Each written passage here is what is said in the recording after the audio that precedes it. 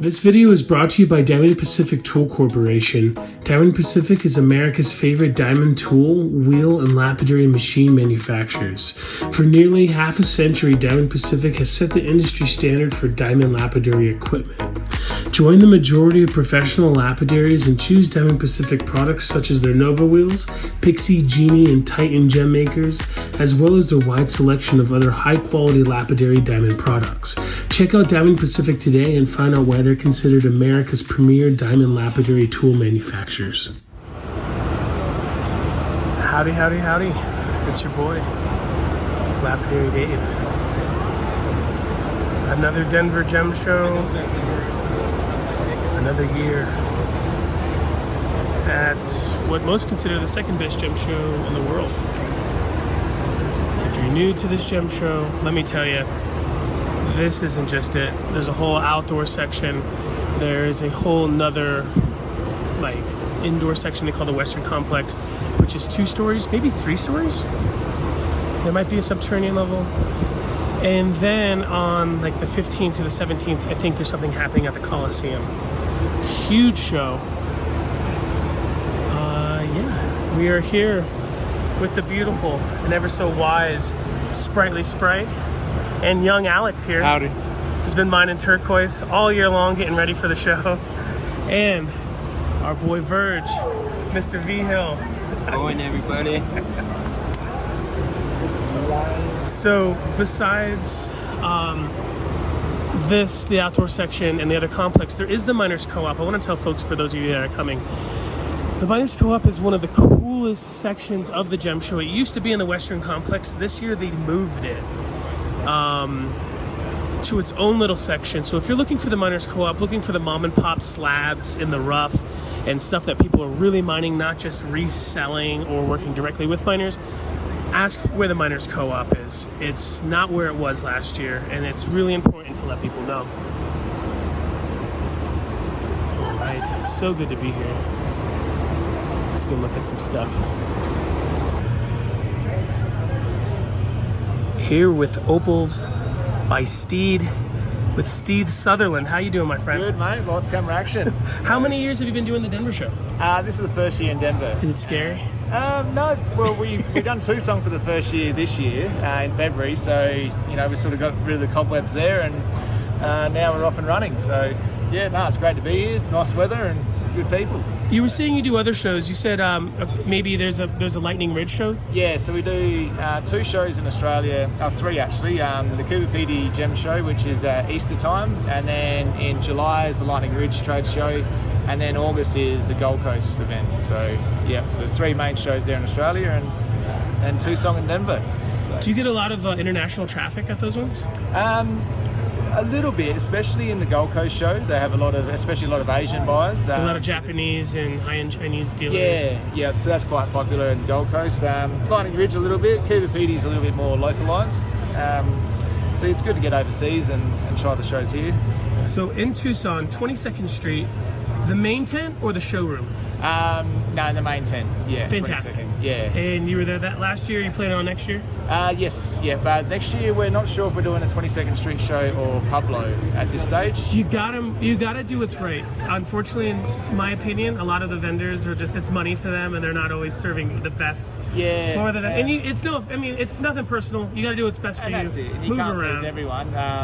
It's also it's a great show. 18 days. The Pueblo showroom, that tenant area, Yeah. it's higher end stuff. I think you would fit right in. Yeah, thanks. Yeah, it would be brilliant to get into that room because it's very nicely laid out as well.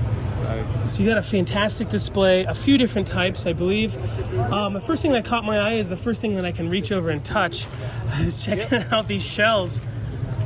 Really affordable. So they're from Cooper Pedy.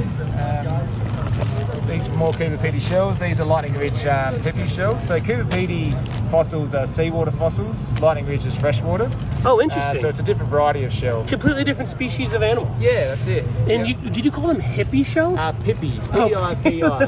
Pippies. Pippy shells, we call them. It's a blessing. I just picked up this bag from Mr. Steed. Nice little specimens. And so nowadays, a lot of people appreciate these as specimens. Yeah. Back in the day, you hear rumors they were cutting those suckers out. Oh, my dad's got stories. He's been in the opal industry 55 years.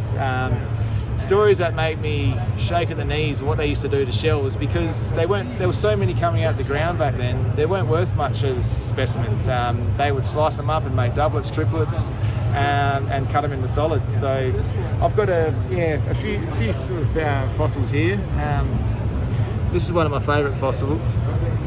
This is a belemnite pipe. So this is basically the backbone of an ancient ancestor of the cuttlefish. So this is a jewellery quality belemnite pipe. They're unique to Cooper Pedy. That's the only place you find belemnites. Very cool specimens. Is that whole rotating tray Cooper Pedy? Yes, yep, that's all Cooper Pedy. And then there, nice little mussel shell Do you mind if embedded in the rock. Yeah, go for it. In Matrix. Yep, just as they come out the ground. And this one's really cool. This one doesn't have, it's got hints of colour, but it's a conch shell attached to a snail. What? Most unique fossil I've ever seen. Not a huge value to this one. It's less than $1,000. I think I've actually got $500 on this one. But if there was colour in it, it would be almost priceless. Stunning. Really cool. Double specimen. Double fossil. There you go. 2 for 1. So this is from Opal Valley Field. It's a bit of a mixture here, but yeah, some nice cutters in here as well. There's plenty of stones you can go through and get yourself some gems. Probably more of an intermediate cutting parcel. We've got a mixture of beginner cutting, intermediate, and then some higher grade rough as well. And you said this is from Cooper Pedy? Yep, this is from the Opal Valley Field in Cooper Pedy. What are you asking for weight so on this one here, it's 18.3 ounces, and we've got $1,800 total on it. 8 for the whole thing? $1,800. That is a great deal. Thank you. Listen, yeah. if you can't make your money back on like these pieces here, we got to be fair, and everyone's got to make some money along the way, and you know. that's a $1,200 piece right there. Well, I hope whoever buys it, I hope they make good money on it. So Oh, that color, it's no joke. Man, that is a steal. You cut 3 of these, make your money back, then you got everything to play with. that's it. Yeah. Have you tried cutting yourself? Yeah. No, it's everything. All the cut stones I've got on the other side here, everything's cut by me. Oh, fantastic. Yeah, even the doublets and the triplets. And no offense We to cut people who everything are just ourselves. collecting or buying and selling. That's okay. But there's nothing like having the material and cutting it yourself. These are your children, these are your babies. Oh, and sometimes you feel like that. So I've come from a family of cutting. So my dad's a cutter and wholesaler, and that's the line of work I've fallen into too. And I just love it.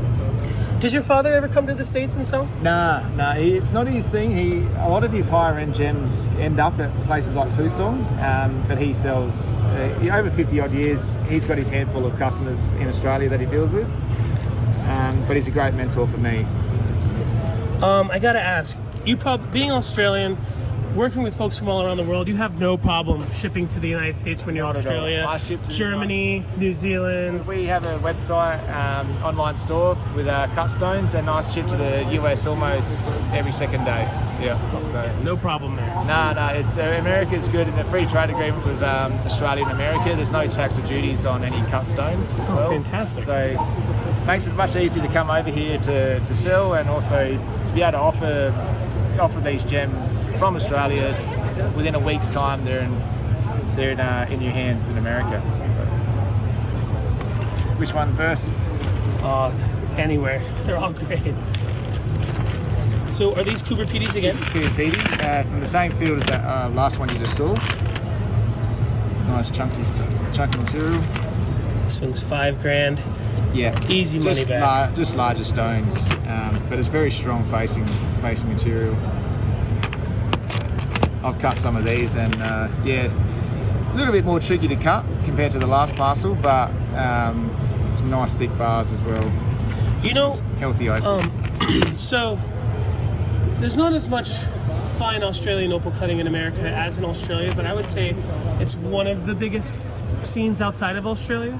And I think Americans are so used to cutting cheaper stuff to get little tiny color bars that I think the better ones are actually quite good at it, because they're used to buying inferior rough to get what they can out of it. This would be easy for some people. The better the rough, generally, the easier the cutting is. Mind you, once you start getting into high-grade black opal, especially knobby opal, you're talking about such high values in the stone that the cutting side of things becomes very important, because every time you're hitting the grindstone, you're shaving away thousands of dollars. Oh, yeah. Yeah, I'm a turquoise cutter myself, and I always talk about I'm grinding away dozens of dollars. You guys are grinding away hundreds and thousands of dollars. Especially when you get to the black opal, it's thousands of dollars. I gotta ask, brother, have you ever ruined anything? Plenty of times, yeah. Especially when I was working for my dad. Luckily, he's a very patient man, and he was happy for me to make my own mistakes. Absolutely stunning. Now, a lot of people who are in the scene, and they're dealers and they're cutters, do not have a private collection at home. Everything's for sale and they bring everything. Do you have a private collection? There's a couple pieces that I do keep for myself, but mostly it's too tempting to sell it, because generally the better the stone, the easier it is to sell. So. Which is understandable, but I'm happy you have a few pieces, because you're going to regret it. I mean, there's probably pieces to this day that you remember that you've cut years ago, and you're like, man. And there's plenty of pieces that I regret selling, but at the end of the day, we all have deals, and the stone's supposed to be enjoyed. I got the great privilege of cutting the stone, so selling it on to someone who appreciates it is a great feeling as well, rather than holding it. So. Absolutely.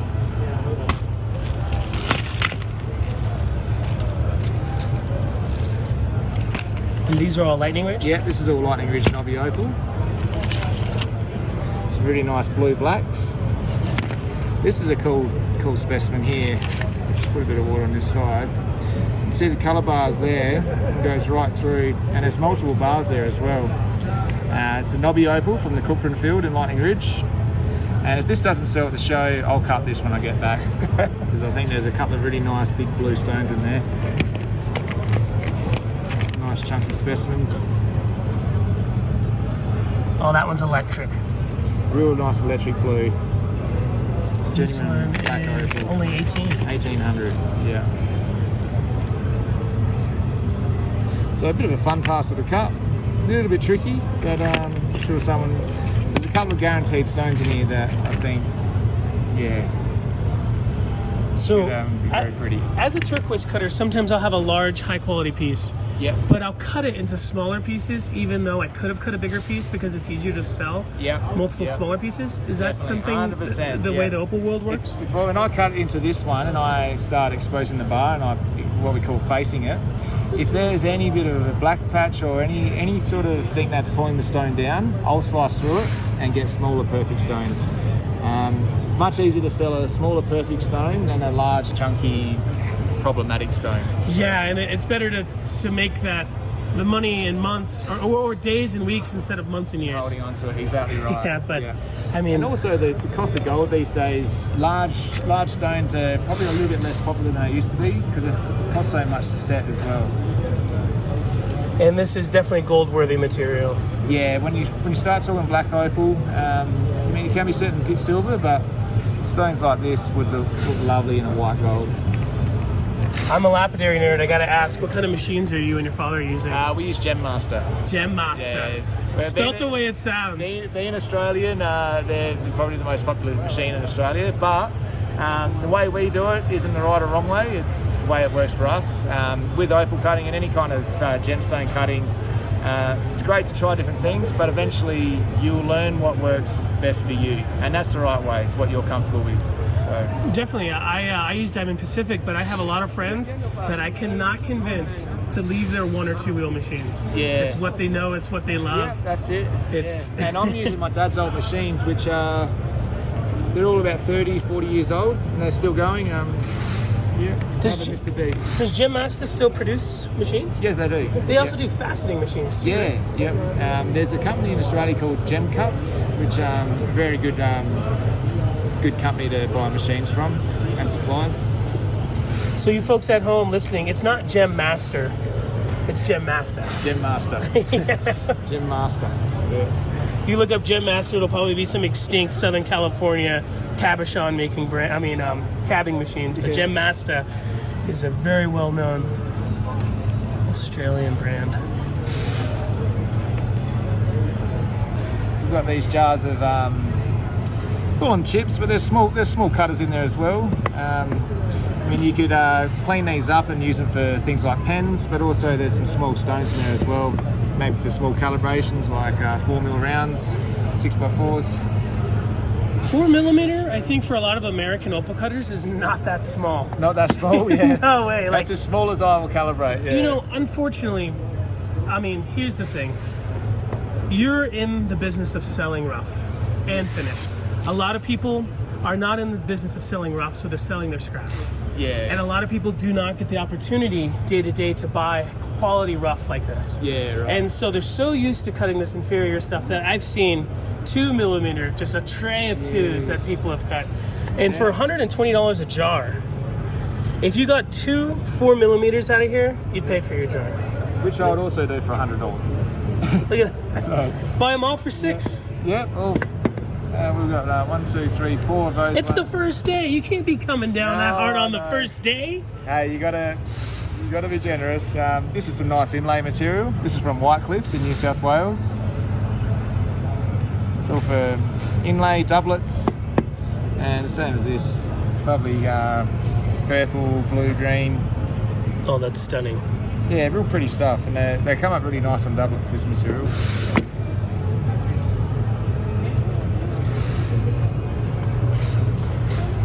So there's a bunch of rumors on what's the best for polishing opal. Maybe not rumors, but just different techniques from different people. I think a lot of people who in America, Justin Thomas is the guy that Americans know how to polish from. And he's exceptional at what he does. His tutorials online are by far the best. And what works for him... Cerium on felt. Yeah, so I use rarer cerium oxide, but I use leather. We use leather buff. Cerium on leather. Yep. So incredible. Leather buff, and that works for us, but felt works great for other people as well. So once again, it's all about finding your own way and finding what feels comfortable for you. As long as that polish is mirror at the end, that's all that matters. That's the only thing that matters. The only thing that matters. So in America, leather and cerium is what we cut agates and jaspers with. Yep. And like that's the American tried and true cowboy material. Yep. Agates and jaspers. Well, if it cuts agate and jasper, which is essentially quartz, the same hardness as quartz, well, it is quartz, it'll polish opal. Now, when I bring up cerium, leather, and felt to people about opal, since it's not a fragile material, it's not gonna. No, it's. I think people thinking since it's expensive and it's easy to ruin, that there's this idea that it's soft. Yeah, it's not soft. It's not a soft gem. Look, any gem's got certain aspects of it that you need to be careful with. Opal doesn't like excessive heat, so obviously if you're dry sanding or if you're polishing and it's there's not enough moisture in the wheel, something and it's starting to heat up. it's not a good idea. So, you know, it's just these things to be careful of and mindful of when you're cutting. But opal is actually quite a durable stone, especially, you know, black knobby opal is probably one of those stable opals on the planet. But yeah, like any gemstone, it requires care with wear and also with cutting as well. And especially with setting, you don't want to be waving your jewellery torch over an opal. Oh, yeah. Not a good idea. And I'm sure there's been many heartbreak stories out there that people can tell. So. And it's not like a piece of turquoise you can glue it back together and make it seamless, probably. Yeah. No, you don't really want to be resining in cracks or anything.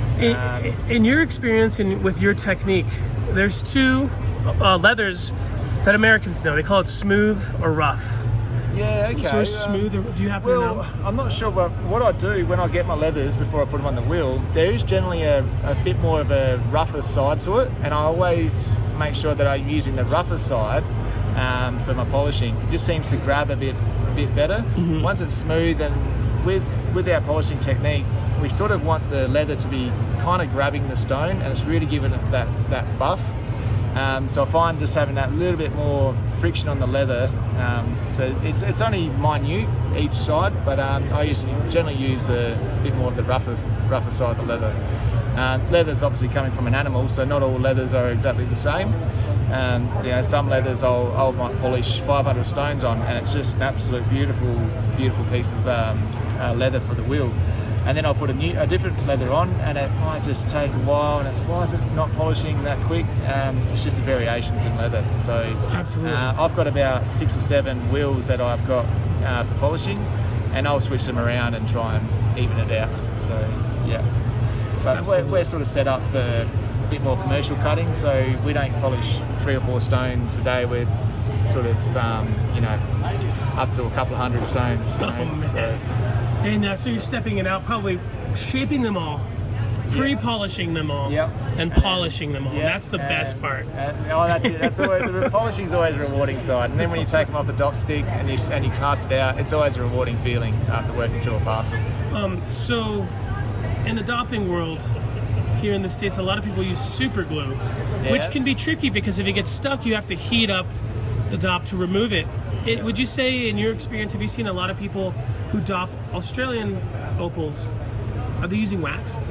A lot of people are. A lot of people use wax. It's still very popular. We actually use wood glue.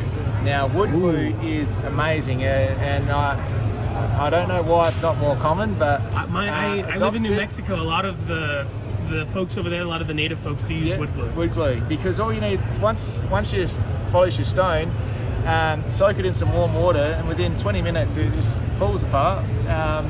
No acetone, no heat. It's brilliant, and it holds on the stick as good as anything. So maybe a little bit longer of a setting and cure time. That's the other thing. You're working hundreds. If you're working one, you have to sit there and wait. If I've got one stone that I need to get done urgently, I will wax it. If I need this stone done like straight away, I'll wax it on and finish it off. But if I'm working through a parcel, wood glue, you want at least an hour or 2 to set. If you can put it outside, maybe not in the sun, but where there's a bit of a breeze, will speed up the setting process. But wood glue is pretty much what we use 99% of the time. Fantastic. So here's some of your fantastic jewelry. These are so good, especially these darker ones. Yeah, so these are opal triplets. Now, we've kept it just nice and simple, but very affordable. So these triplets, for example, $150 for the earrings, but they're, sort of gem quality earrings. Example, nice pendant. It's all sterling, 925 sterling silver. That's a $150 pendant just there. That is incredible. So they're so good. I bet you when they leave your booth, they go to somebody's gift shop in Rhode Island. People who think they know opal might think these are even simulated because they're so good. Well, yeah, I mean, the opal triplets, obviously you're only paying for a thin slice of opal, but it's all natural Australian opal. My mum and dad actually do most of the triplet cutting. The doublets I cut, but we've got some solids as well, and they're just fun, wearable, pretty, and attractive jewellery. So, nice and simple. I don't think a lot of people mind triplets or doublets because it's natural. Yeah, but the synthetic, there's even a synthetic scene. I actually really like synthetic. The Native Americans, they use it a lot for their inlay because it's super precise. I love it. And there's nothing at all wrong with it, as long as it's disclosed and that people know what they're buying. That's Keep it ethical. Yep. Do you remember the first time you saw the synthetics? Yeah, it stood out like dogs. It's too good to be true. Do you mind if I touch some of these? these? Yeah, go for it, mate. Yeah. So that's 9-carat gold, that one there. It's an opal doublet. So it's lightning ridge black potch with a backing, and it's crystal opal from Cooper Pedy. Very cool. So if you folks don't understand what he's saying is, he made the doublet using natural black potch, and the top is solid opal. So the black is darkening the top, giving it a more vibrant color. I think I said that right. I don't know. Yeah, you do. But essentially, you're mimicking a natural black opal. So a natural black opal already has that dark body tone or that dark backing. What we're doing is putting a slice of triplet opal onto the dark backing, and those colours will really pop.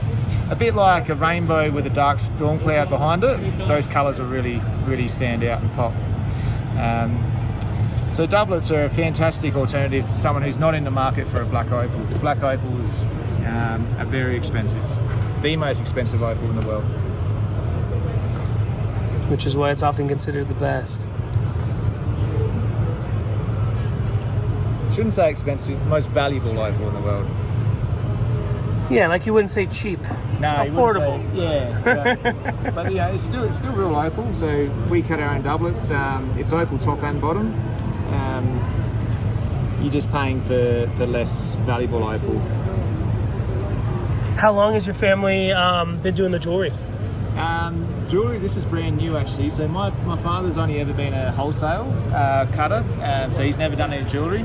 My wife and I have just started a new line of jewelry. So this is the first. You're this year. Well, here in America, this is the first time we've actually displayed our jewelry. Now we're working on getting a larger line, and hopefully it's an exciting enterprise for us moving forward, because just offering our customers something different. We're still going to do the wholesale loose stones, and this is a bit of a side project. I mean, and my wife, she's sort of the brains behind all this, so that's fantastic. She's done a great job. At $150, you're leaving them so much room to get $450, $500, $600. Yeah, that's it, and also great gifts as well. There's a lot of people who come here who do not like rocks, and they're here for jewelry. Yeah. Well, that's it. It's something extra we offer.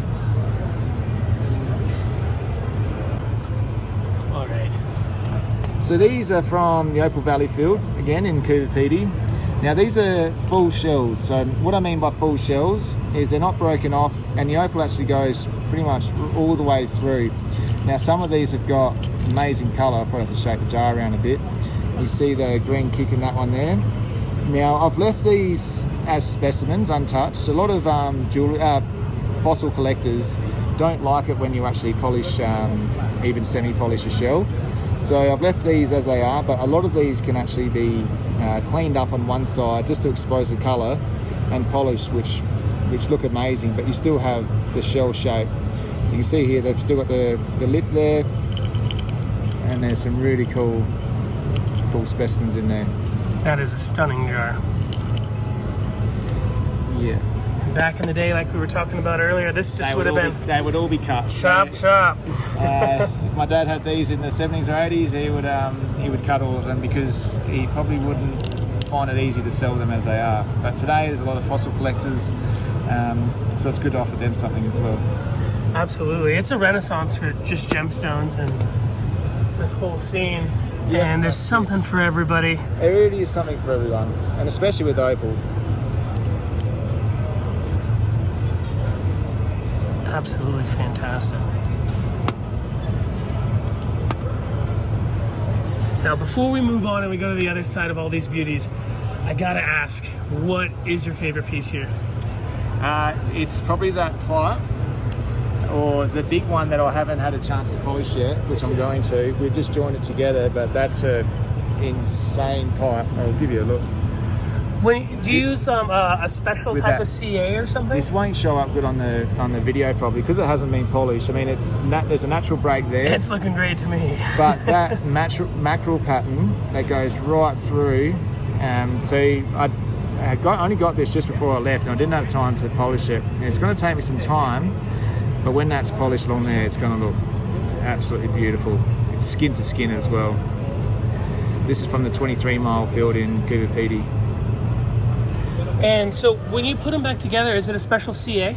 Yeah, it's so you set it with a UV torch, ultraviolet so UV torch. reactives. Yeah, and now the guys who actually helped me set it, because I've never joined a pipe together. This is the first time I've actually done it.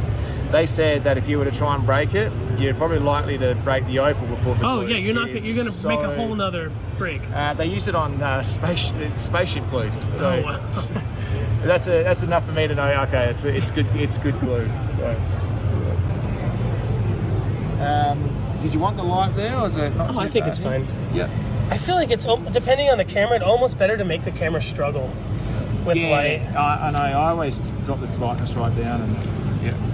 So these are all opal doublets. I wish I had a few more. I sold quite a few before I left, so I don't have a huge amount to show you.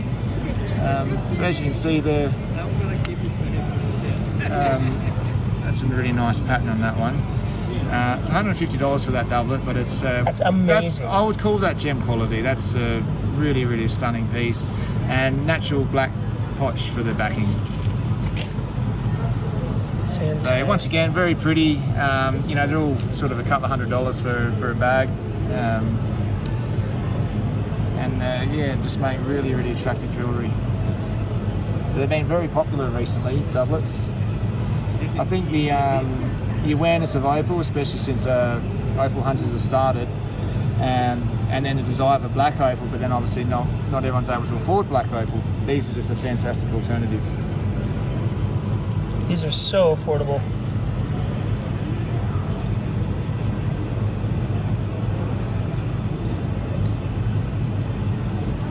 Man, some of your DOP 6 must be super small. Yeah, they're basically almost like a toothpick sort of size for the, especially when I'm calibrating sort of 4mm rounds.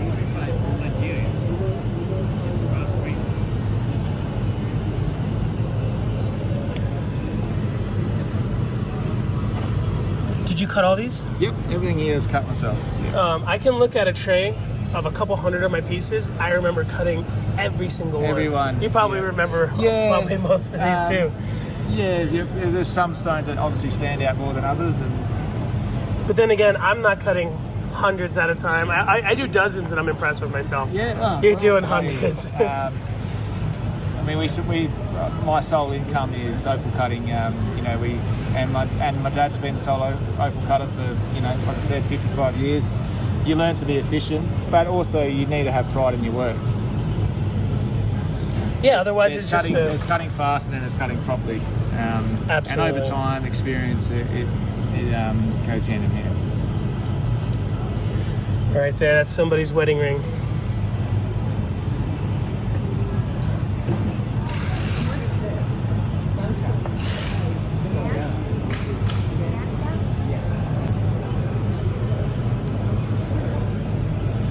These are the sweethearts of the rodeo here.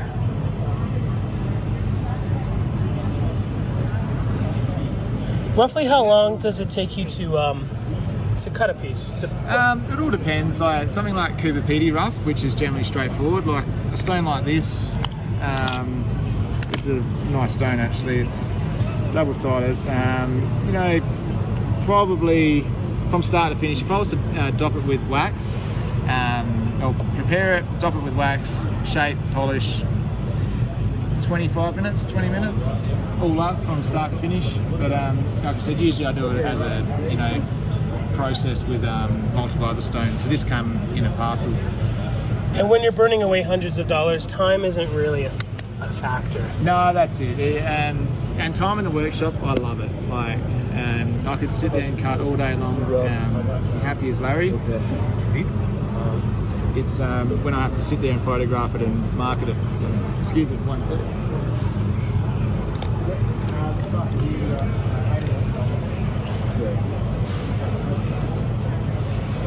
Yeah, me, I cut for speed, and sometimes it does compromise my cut, my girdles, my dome, especially the back. In my experience, even if it's just to roughly shape, a lot of black opal cutters do cut the backs. To polish it backs. Or just to shape it. Like, they never leave it rough where it's a saw mark. No, it's powdery. No, always just a nicely, and I'll polish the back if it's a genuine double-sided stone. But here, I've just That's nicely. probably 600 grit right there, maybe. Sorry? You think that's 600 grit right there, maybe? It would be probably about that, maybe a little bit finer. Maybe 1200. Probably around your 8 to 1,000 grit. And for just a nice pre-polish. Your casual tops, 3,000, 14.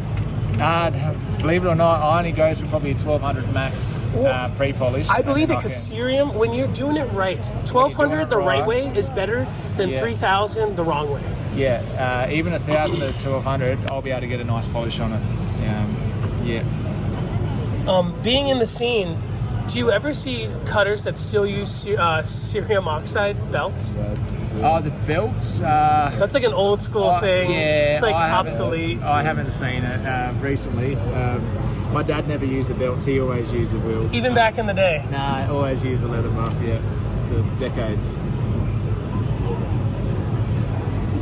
But once again, it all works. Yeah. It all works.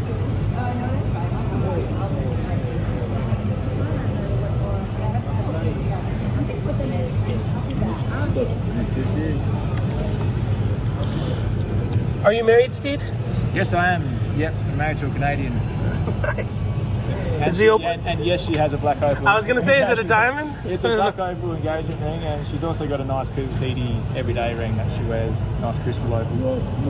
You read my mind. No worries, yeah, I'll be with you when you get back. I'll get this here, mate. Yep.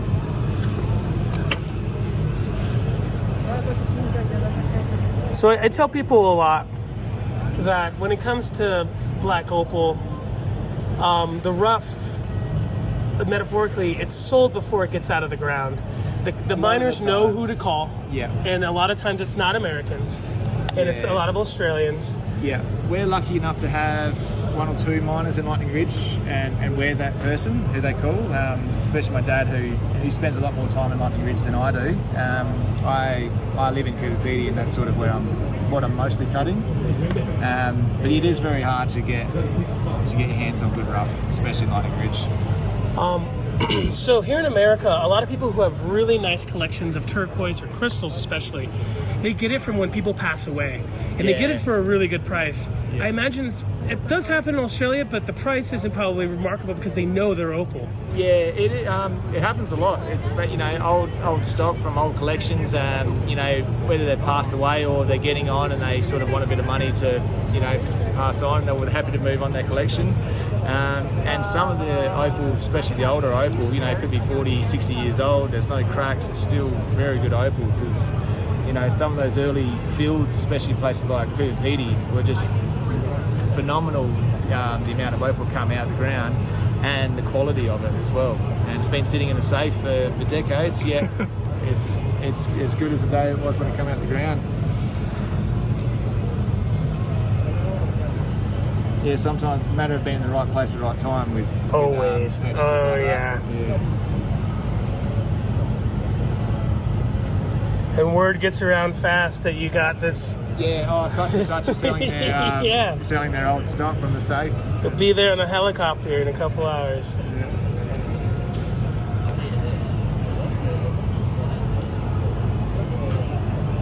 Incredible. Look at that.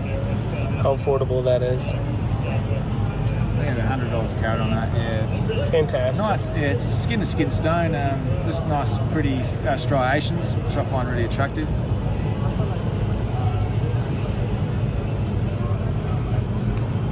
It's from a vertical seam, piece of vertical seam from Opal Valley again.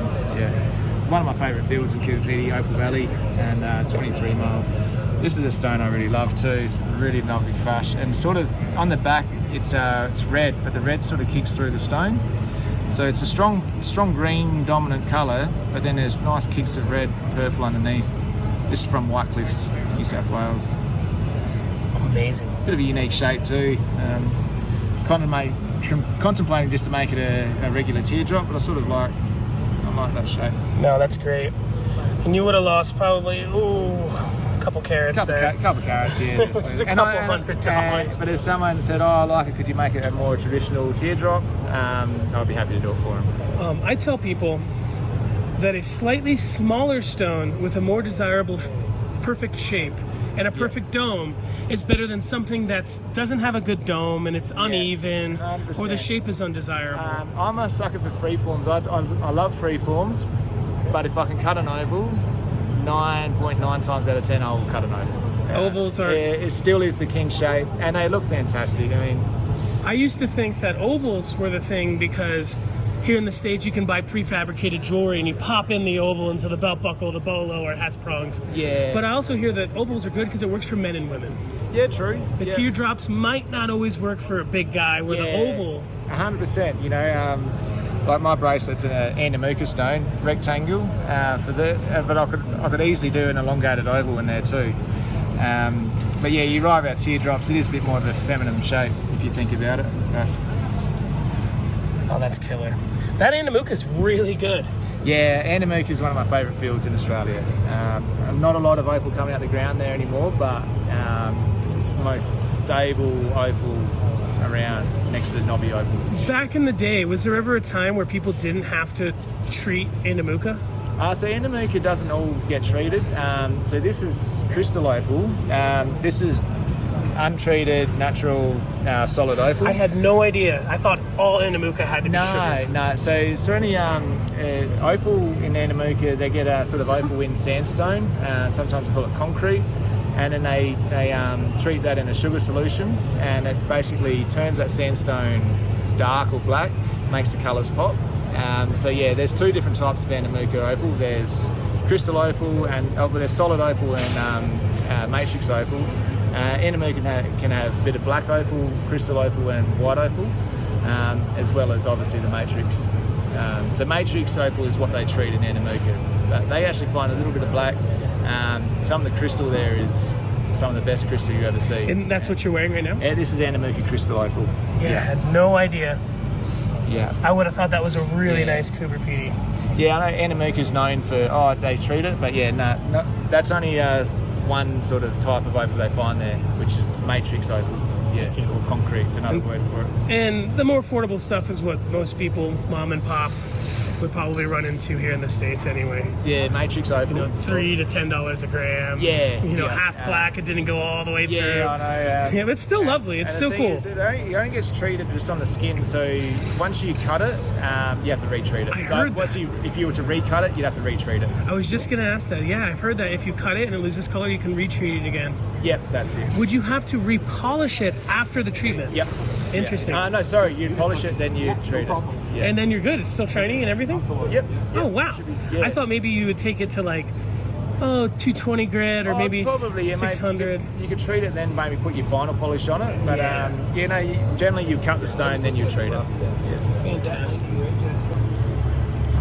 All right, folks, here's a QR code. You can scan it through the screen. I guess you can't scan it with your phone if you're watching on your phone. But take a screenshot. I think you can get it through your album in your phone.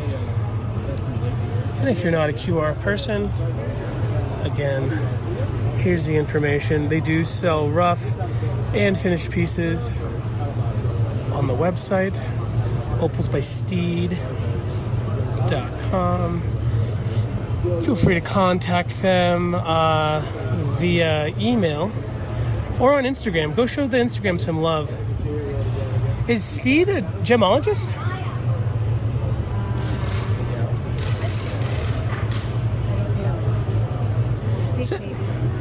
Cool. Say he is?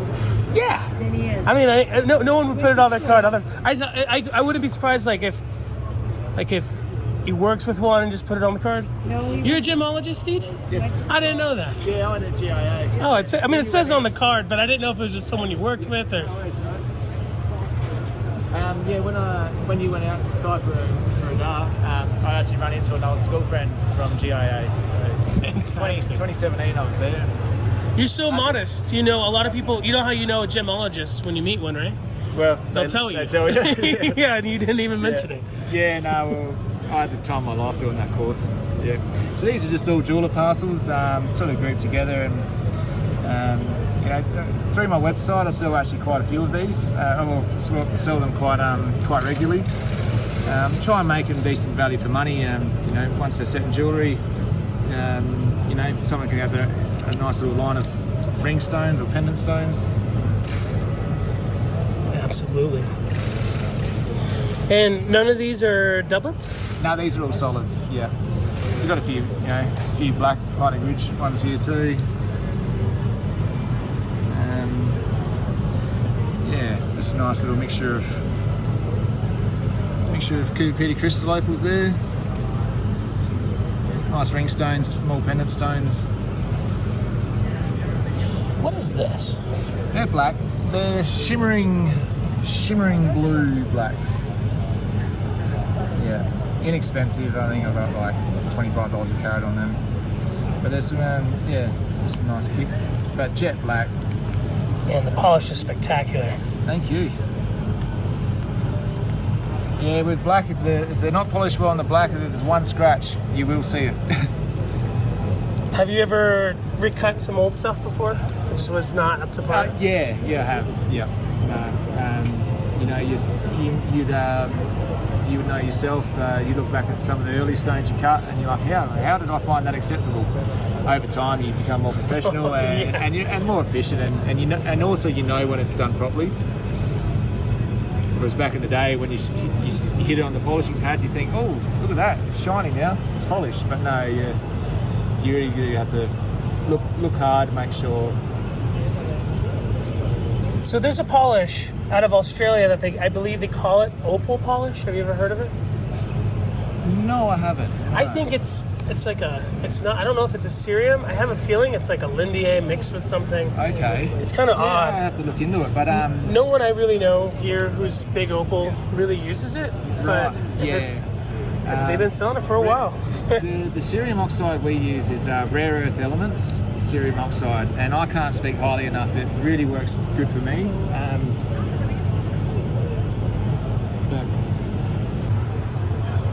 Steed, I can't thank you enough, brother, for your kindness and for showing us some of your life's work.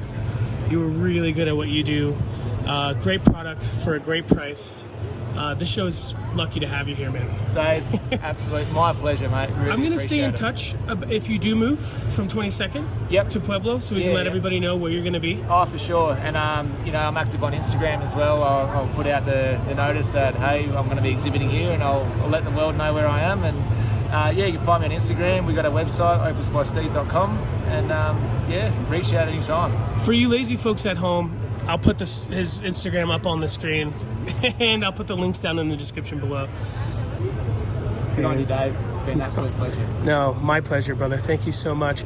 Hit him up via email, Instagram, or the website. You have rough and finished on the website, I believe. No rough on the website. It's just finished stones.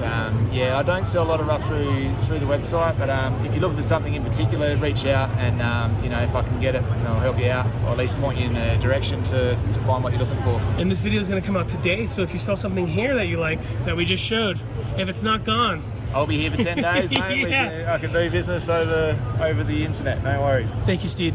Good on you.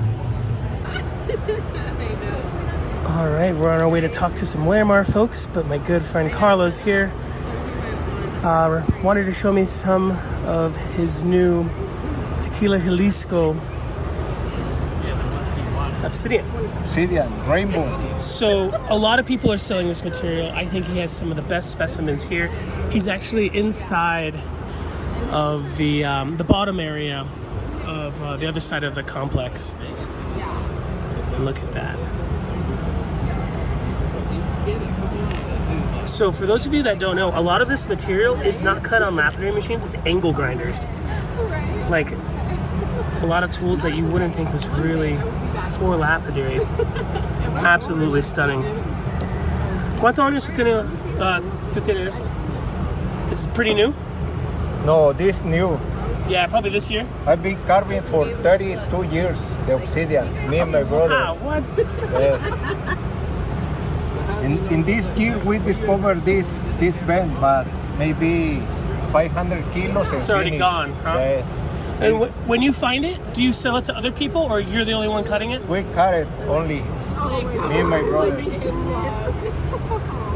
Yeah, there's a lot of great rainbow obsidian, but this stuff just explodes. So something about rainbow obsidian, kind of like opal and fire agates and labradorite, if you have to hold obsidian at a weird angle to get it to flash, it's not good. You hold it straight up and it's got full color, high quality.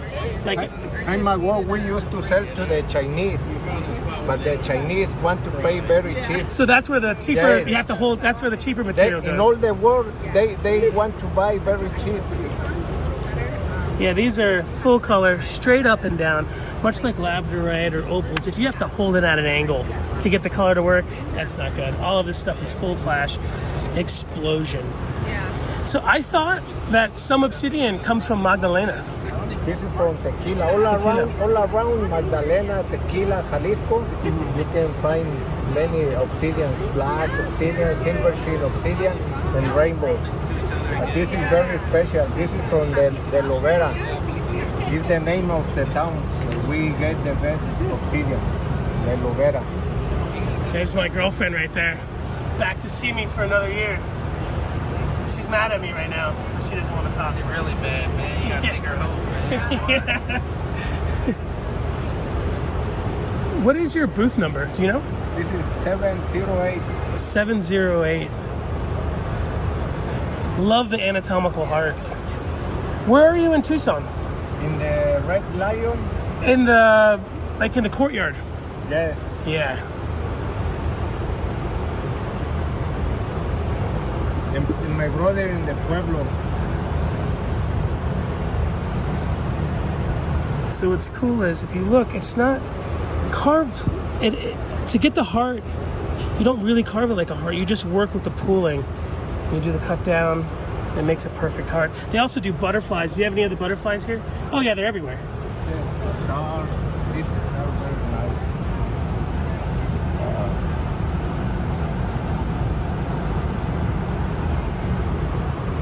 Una mariposa bonita. So when you polish, is it cerium oxide for the last polish? Yes. Oh yeah. Boom. And when you cut it, is it with a Dremel? Yes. Dremel? Yes. And sometimes the angle grinder? The big diamond wheels Yeah, the big ones. to make the cut first. Then 6-7 different kind of polishes. And then with the same dust we take in the carving and the grinding, we make the shining with the same dust of Oh, you obsidian. use the obsidian Yes. dust Yes. as the final polish. I clean it. Incredible. With the soap and water and make the shining. What? Then You make your own polish? I thought it was cerium oxide or aluminum oxide. That is incredible. I've never heard that before. How much is this one? This is 150. I have never heard that before. I am so look at the finish. I mean, it makes sense, but it blows my mind. I thought it was cerium or aluminum or maybe even chrome. Right. I mean, I use all those. I've never used. Yeah, we're Americans. We use cerium and stuff, you know. Well, no, I've never, because they're using what they have available. Absolutely. You know? That is- They don't have the fancy machines that we have either. They're going easy on. Have you ever seen the people in Germany? Old Germany, I don't They're know. laying on their belly? Laying on their belly, grinding those things. Incredible. And those usually things were turned by water wheels. Yeah, and they're like sandstone or limestone or something. I would love to try that. Well, yes. I mean, I'd you get have even hours fatter, and hours and laying hours. there getting fatter as I cut. Have a great day, my friend. So over 30 years, this gentleman's family's been cutting. Got some beautiful Guadalupes here.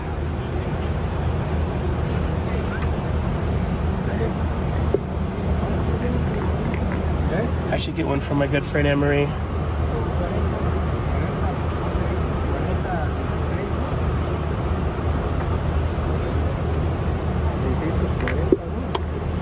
When I lived in Mexico, I used to live in Zacatecas, Mexico, and I went to Mexico City and brought my mother back a beautiful Guadalupe from Mexico City. It was fantastic. I wonder whatever happened to it. So, if I'm not mistaken, I believe this gentleman's family is the first people to make the anatomical hearts. I made this, the The Virgin Guadalupe. Mary. Virgin Mary. Fantastic. ¿Cuántas horas? To make this piece, 3 days. Oh, For dang. me, 3 days. Fantastic. But the rainbow obsidian is not very clean. I need to clean it first to break it. And You have to process it yes, all, when and I then you're have- cutting. When I have very clean, I start to cut. Do you mind if I come in? Yes. Oh, yeah, love the duality mask. That is stunning. The use of the satin finish.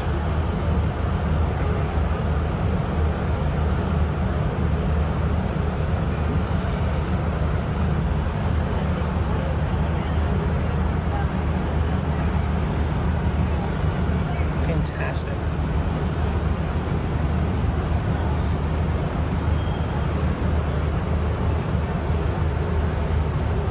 Kinds of carving. Thousands and thousands of hours. Oh man. Did you learn from your family or did you teach yourself? My father. Oh, fantastic. We got the Mayan or Aztec calendar here.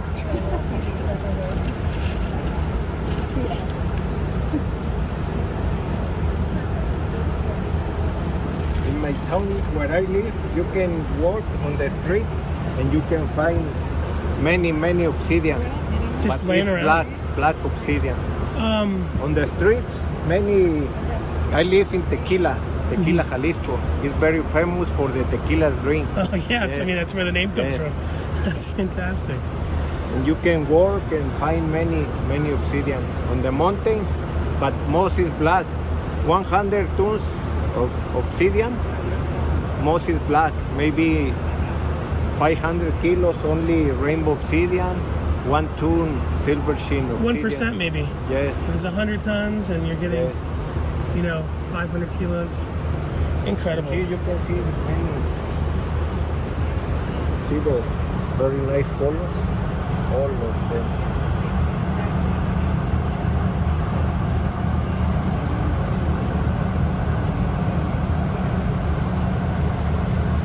Which one here is your favorite out of all of them? Out of everything in your whole booth?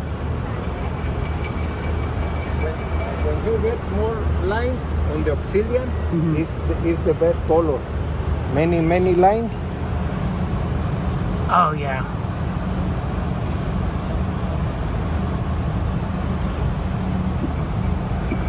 But I prefer this is very popular.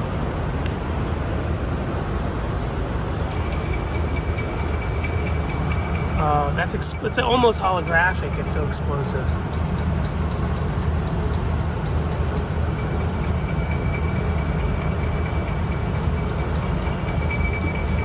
The green, the yellow, the purple color. This is very nice. Also.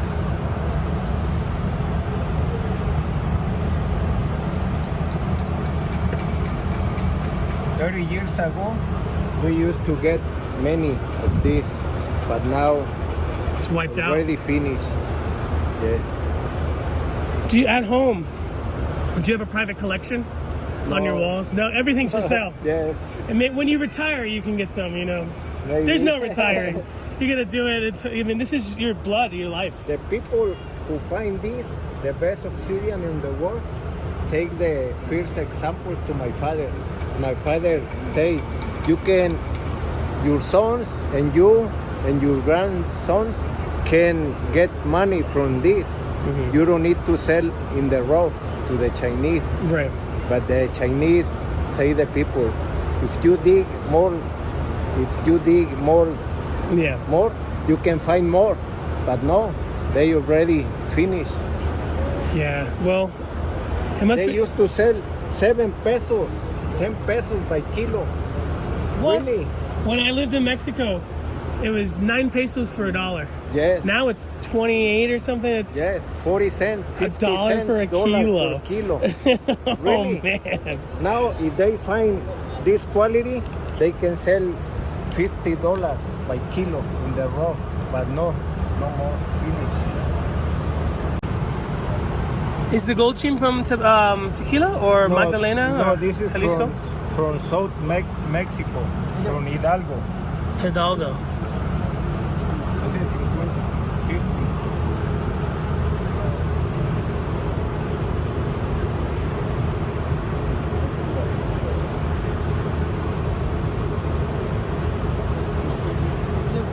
That to get the gold chain, the people make big caves and go inside the caves to get by hand this. But now the Chinese are getting all this also.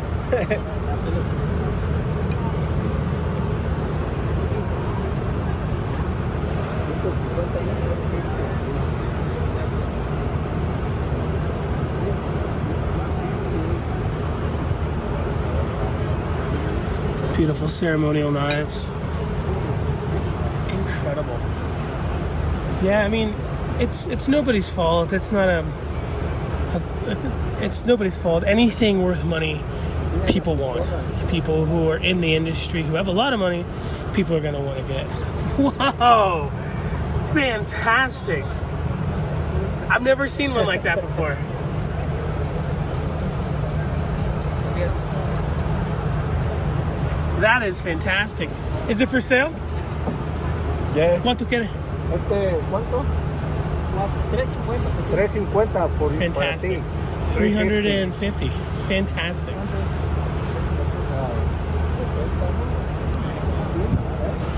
Here's a non-anatomical heart, which I love just as much.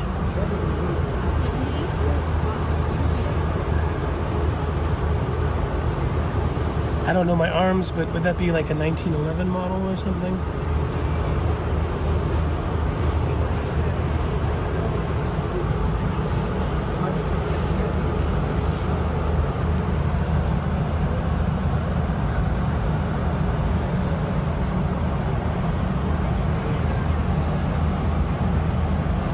Amazing.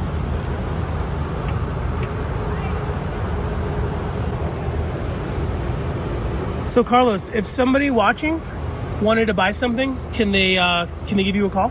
Yes. Or email's good? Right. Fantastic. If they're in England, you'll ship to them in England or Germany or Sometimes to French.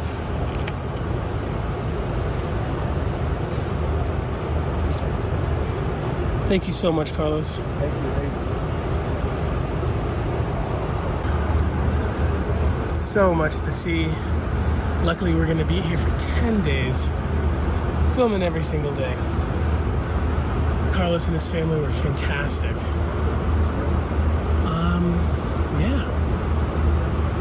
You know, it's rare that your family gets to do all of the cutting and the selling. Unfortunately, a lot of the scene, some people mining don't have the option to be able to be the cutters and the dealers. Carlos's family does it all. Super kind folks, and they get the best of that material. Like he was saying, folks who buy in bulk want them to dig harder, get more of that. Come on, get it for us, and it just can't be done. And I'm happy that they decided that they're going to be the ones to cut it. So, next we're going to go up and find my favorite Larimar dude. You might remember them from last year. They had the AAA grade. I already asked today. All of that is sold out, which makes sense. We're gonna get a little information on Larimar because there's a lot of rumors about it not being mined anymore, about a collapse, or that they're purposely not mining it anymore. I don't know what's true. This gentleman will definitely tell us. He also has some tips and tricks on if you want to cut it yourself. We're going to talk to him about that here in a second. Really, really, really cool. Somebody was selling low quality for $100 a kilo. Now, you can have all the Larimar in the world. If it's low quality and you can't cut it, what's the point? What I've seen casually, lower grade that's finished, maybe 80 cents to $3 a gram. Even the AAA wasn't that expensive. I should have bought it from them when I had the chance last year. There's somebody here who probably has it, but I don't. Haven't found it yet. I've been here for a couple hours, mostly just helping folks out. Got a little bit of footage. Well, everything that you've seen so far is what I got. Anyway, let's go upstairs and look at some Larimar and some amber.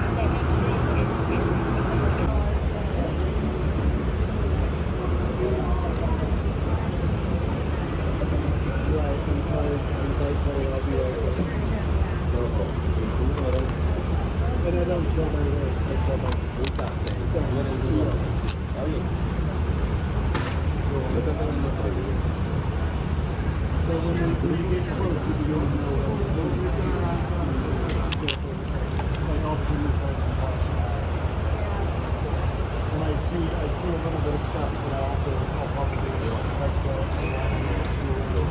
So I had a super great conversation with the folks from this company earlier today about Larimar, obviously. And one thing they were telling me was we had a conversation about the rumored collapse and the shutdown of the mine. So that is true, that the mine did close for a while. Larimar is still coming out. Supposedly they started working in a different section of the area. It's hard to tell from folks what is factual and what's just rumors in the gem scene. I guess they shut it down so that they could work more safely. But Larimar is still coming out of the Dominican Republic. Don't let people fool you on that. Larimar is just one of those stones. It comes in so many different grades. Super high quality. And perhaps something a little bit more everyday. That people love those types of rumors because it really can affect the way people deal. Another thing I had a pleasure of talking with the folks here about is cutting the material. If you ever try to cut Larimar, it can be pretty difficult. It's like an interlocking, weaving, fibrous material, so it can be a little hard to cut, not just physically, but as a material, it can crumble on you at any grade of the more blue. The gentleman told me, for whatever reason, the green material cuts a lot easier. So if you're looking to buy some Larimar to cut, perhaps think about some of the greens over some of the blues. However, I mean, what do we all want? We want those brilliant blues. And when you cut the blue, the gentleman would hold up the material up to the light to see the where the natural play of the matrix and the webbing and stuff was, to see if it would even be able to be cut. I assume a lot of these have been trimmed. You can actually see some of the rough rock on the outside where some of this side is polished, and then probably tumble polished as they kind of lie after they've broken or whatnot. Very, very cool. My all-time favorite Larimar dealers in Denver. And I did it once and I took it back and put it down. Right, I've done it twice. They are on the upper row of the Coliseum. Excuse me, of the arena. Not the Coliseum.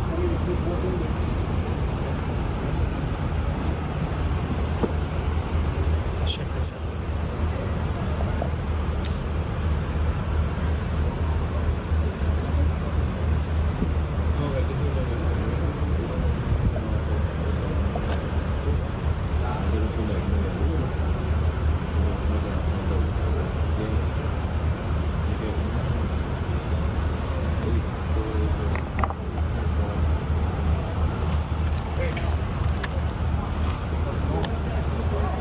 Look at the googly eyes.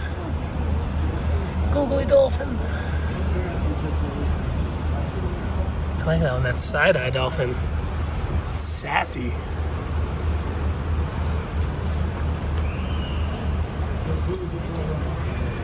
That hole's so good. I wonder if they're using a sonic or a swivel to get that perfect hole.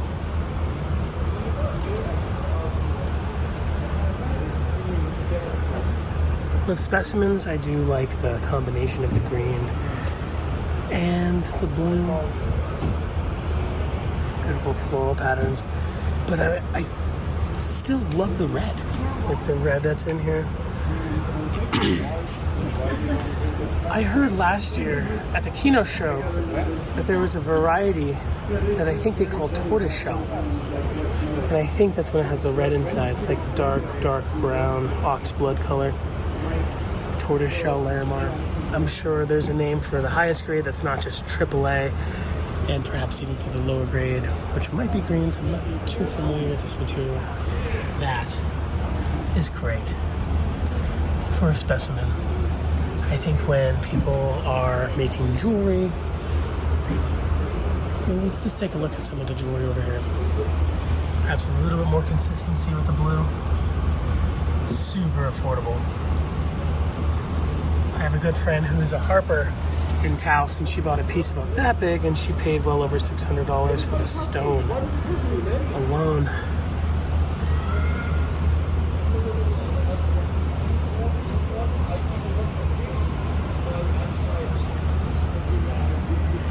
$30, that's so affordable. Show me. I cut it off for you.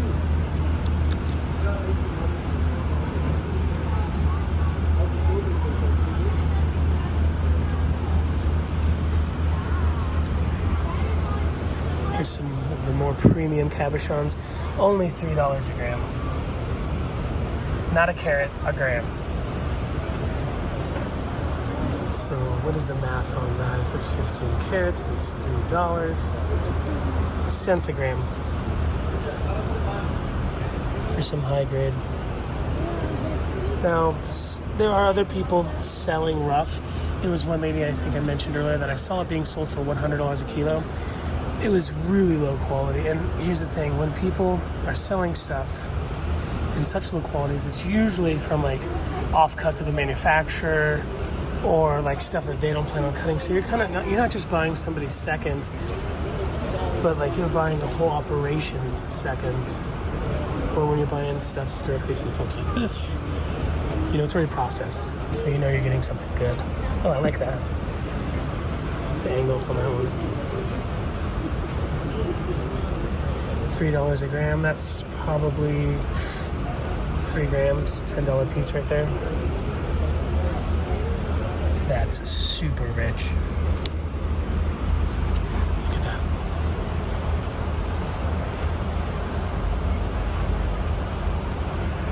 So Edgar Cayce, the sleepy psychic, pretty popular in the metaphysical world, talked about in this new age there'd be a stone that comes from the Caribbean, a blue stone, that's supposed to be particularly beneficial. And everybody's pretty convinced that it's Larimar. There's the tortoiseshell.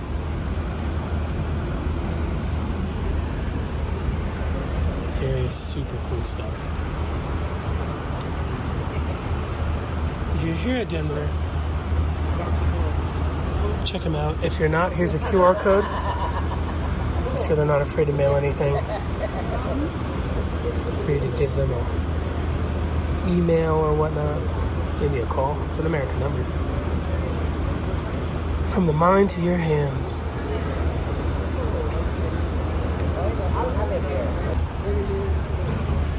Let's find some bugs.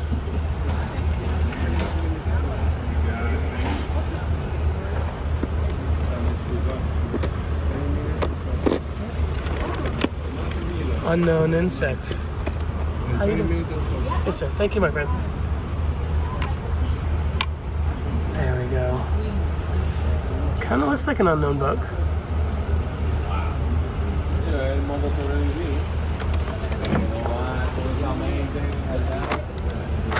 Flying termite.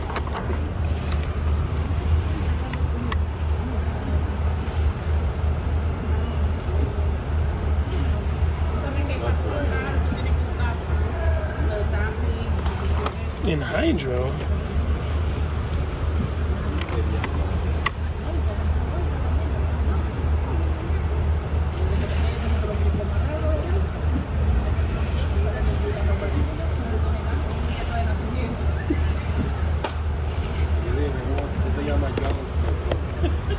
Jurassic ant.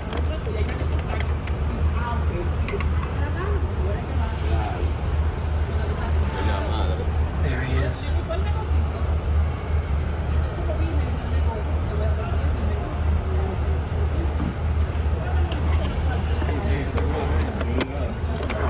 Killer wasp. There she is, beautiful.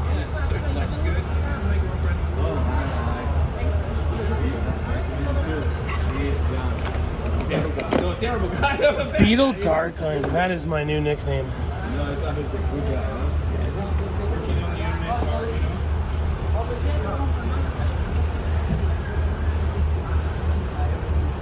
Look at him, looks like the cricket from James and the Giant Peach.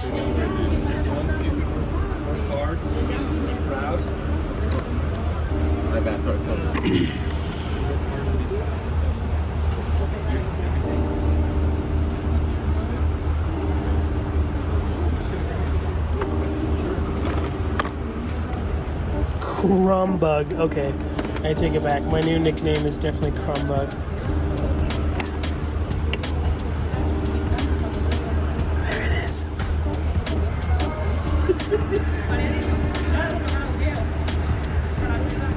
Poor Crumb. Just kidding. He'll come back. I'll bring him back. Jurassic Park style.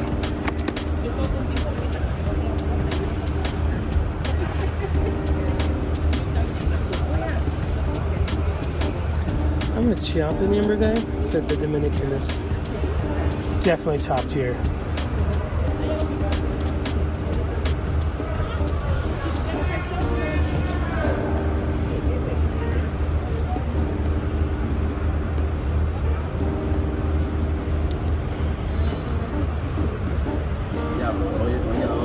Most of these are going to sell. This is the first day that this was packed this morning. It's already getting loose.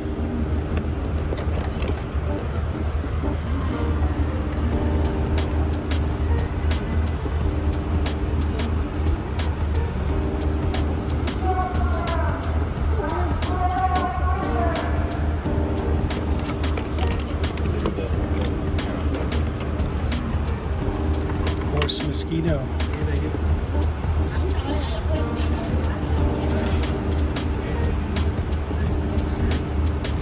A little tough to see that one.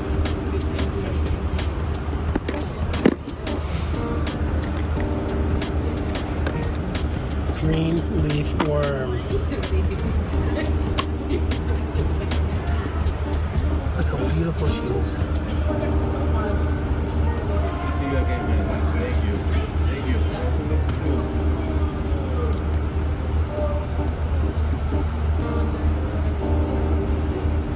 Double worm. Alright. Anyway, feel free to hit these folks up if you guys are interested in any of this kind of stuff. Really. 10 minutes!